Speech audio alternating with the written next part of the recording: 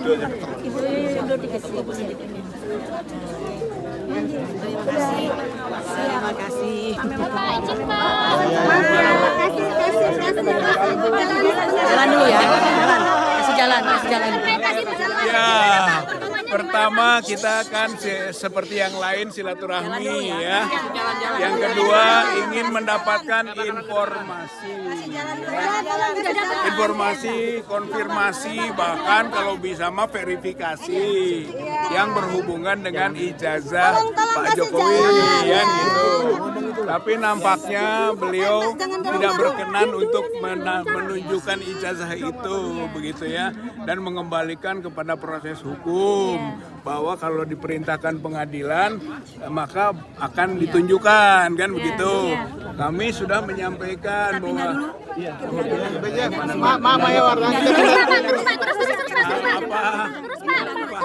apa udah kagok kan? Di depan. Kami Tolong. Jokowi Di depan. ya selesai ya. Kasih jalan dulu. Kemarin kan sama ke UGM gitu.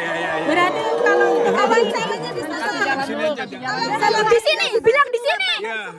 Jadi kemarin kita ke UGM dan sudah kita sampaikan bahwa dari UGM tidak bisa menunjukkan ijazah.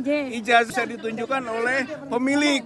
Oleh karena itu kita datang ke pemilik, gitu kan. Tapi ternyata pemilik itu sendiri tidak menunjukkan, bahkan mengembalikan kepada proses pengadilan. Lalu kita sampaikan bahwa pengadilan itu juga sudah pernah kita lakukan. Dan ternyata pengadilan tidak pernah memerintahkan.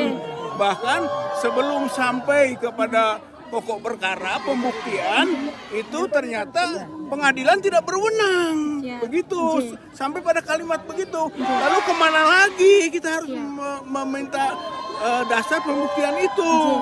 Jadi akhirnya kan bolak-balik nih. Pengadilan yang memerintahkan, tapi ketika kita masuk ke pengadilan juga tidak memerintahkan, bahkan menyatakan tidak berwenang. Artinya kan dari pihak UGM sudah menyatakan keasliannya. Ini yang ingin Tidak, diinginkan UGM tidak pernah bisa menyatakan bahwa itu asli.